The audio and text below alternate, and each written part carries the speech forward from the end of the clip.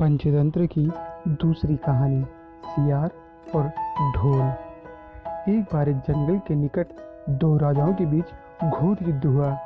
एक जीता, दूसरा हारा। सेनाएं अपने नगरों को लौट गईं। बस सेना का एक ढोल पीछे रह गया। उस ढोल को बजा बजा कर सेना के साथ गए भाट व चारण रात को वीरता की कहानियां सुनाते थे। युद्ध के बाद एक दिन आंधी आई। आंधी के जोर में वह ढोल लुढ़कता पुढ़कता एक सूखे पेड़ के पास जाकर टिक गया। उस पेड़ की सूखी टहनियां ढोल से इस तरह से सट गई थी कि तेज हवा चलते ही ढोल पर टकरा जाती थी और धमाधम की गुंजायमान आवाज होती। एक सियार इस क्षेत्र में घूमता था। उसने ढोल की आवाज सुनी। वह बड़ा भयभीत हुआ। ऐसी अजीब आवाज बोलते पहले उसने किसी जानवर को नहीं सुना था। वो सोचने लगा कि यह कैसा जानवर है जो इतनी जोरदार बोली बोलता है। धमाधम सियार छिपकर ढोल को देखता रहता, यह जानने के लिए कि यह जीव उड़ने वाला है या चार टांगों पर दौड़ने वाला। एक दिन सियार झाड़ी के पीछे छुपकर ढोल पर नजर रखे था। तभी पेड़ से नीचे उतरती हुई एक गिलहरी कूदकर ढोल पर उतरी। हल्की सी ढमकी आवाज भी हुई। गिलहरी ढोल पर बैठी दाना कुतरती रही। सियार बड़बड़ाया, ओह, तो यह कोई हिंसक जीव नहीं है, मुझे भी डरना नहीं चाहिए। सियार फूंक फूंक कर कदम रखता हुआ ढोल के निकट गया। उसे सूंघा। ढोल का उसे न कहीं सिर नजर आया और न पैर। तभी हवा के झोंके से टहनियां ढोल से टकराईं। ढम की आवाज हुई और सियार उछलकर पीछे जा गिरा। अब समझ आया। सियार उठने की कोशिश करता हुआ बोला, ये तो बाहर का खोल है, जीव इस खोल के अंदर है। आवाज बता रही है कि जो कोई जीव इस खोल के भीतर रहता है वह मोटा ताजा होना चाहिए, चर्बी से भरा शरीर। तभी ये ढमढम की जोरदार बोली बोलता है। अपनी मार में घुसते ही सियार बोला, सियारी, दावत खाने के लिए तैयार हो जा। एक मोटे ताजे शिकार का पता लगाकर आया हूँ। सियारी पूछने लगी, तुम मुझे मार कर क्यों नहीं लाए? सियार ने उसे झिड़की दी, क्योंकि मैं तेरी तरह मूर्ख नहीं हूँ। वह एक खोल के भीतर छिपा बैठा है। खोल ऐसा है कि उसमें दो तरफ सूखी चमड़ी के दरवाजे हैं। मैं एक तरफ से हाथ डाल उसे पकड़ने की कोशिश करता तो वह दूसरे दरवाजे से भाग न जाता। चांद निकलने पर दोनों ढोल की ओर गए। जब वे निकट पहुंच ही रहे थे कि फिर हवा से टहनियां ढोल पर टकराई और ढमढम की आवाज निकली। सियार सियारी के कान में बोला, सुनी उसकी आवाज? जरा सोच, जिसकी आवाज ऐसी गहरी है वह खुद कितना मोटा ताजा होगा। दोनों ढोल को सीधा करके उसके दोनों ओर बैठे और लगे दांतों से ढोल के दोनों चमड़ी वाले भाग के किनारे फाड़ने। जैसे ही चमड़ियां कटने लगी, सियार बोला, होशियार रहना, एक साथ हाथ अंदर डाल शिकार को दबोचना है। दोनों ने ऊंची आवाज के साथ हाथ ढोल के भीतर डाले और अंदर टटोलने लगे। अंदर कुछ नहीं था, एक दूसरे के हाथ ही पकड़ना है। दोनों चिल्लाए, यहाँ तो कुछ नहीं है, और वे माथा पीट कर रह गए। इस कहानी से यह सीख मिलती है कि बड़ी बड़ी शेखी मारने वाले लोग भी ढोल की तरह ही अंदर से खोखले होते हैं। यह कहानी सुनाने के बाद पिंगट ने कहा, भाई मैं क्या करूं, जब मेरा पूरा परिवार और सभी साथी भयभीत होकर भागने पर तुले हैं तो अकेला मैं ही कैसे धैर्य रख सकता हूँ? पंडित ने कहा, इसमें आपके सेवकों का क्या दोष है? जैसा मालिक करेगा वैसा ही सेवक करेंगे।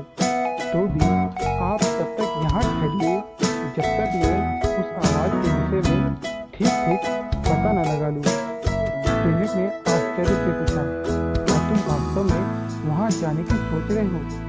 पंडित ने जवाब दिया, स्वामी की आज्ञा से तो योग्य सेवक कोई भी काम कर सकता है, चाहे उसे सांप के मुंह में हाथ डालना पड़े या समुद्र ही पार करना पड़े, राजाओं को चाहिए कि ऐसे ही सेवक को सदा अपने निकट रखे।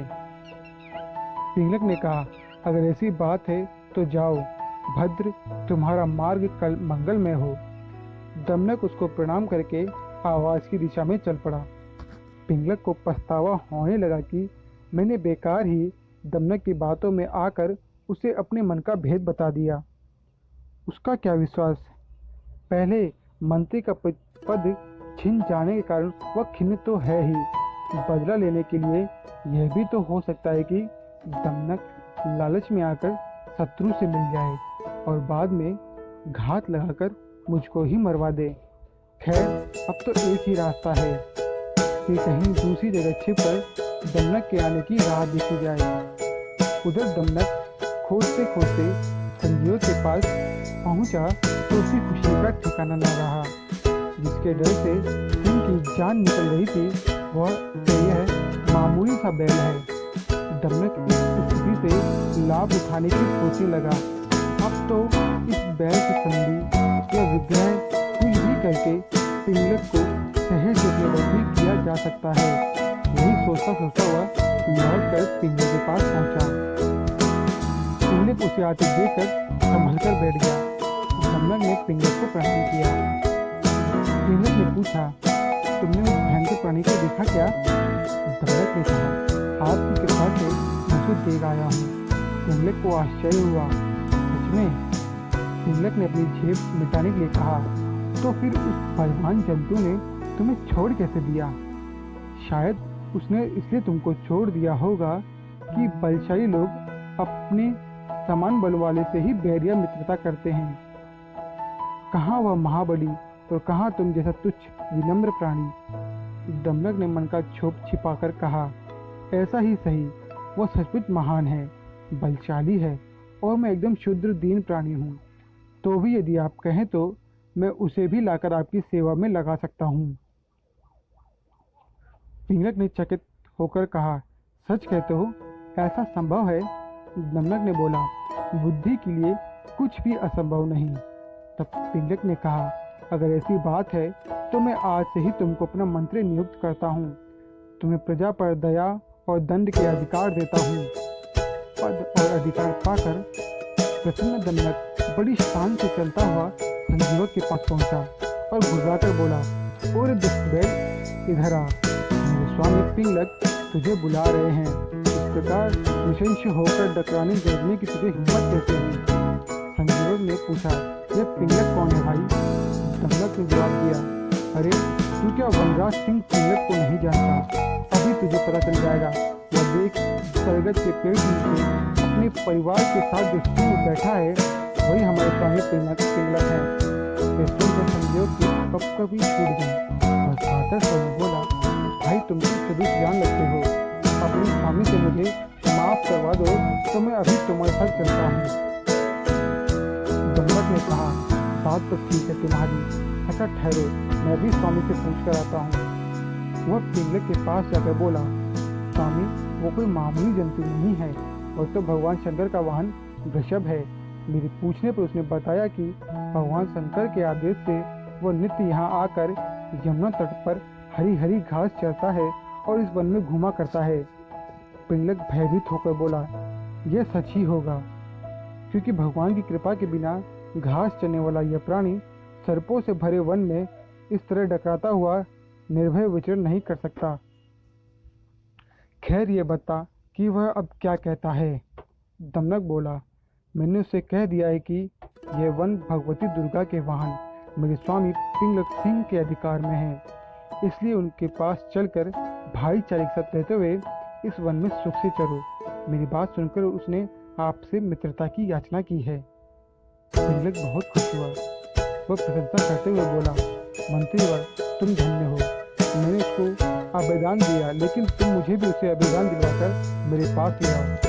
दमनक अपनी बुद्धि और भाग्य पर इतराता हुआ फिर संजीव के पास आ पहुंचा।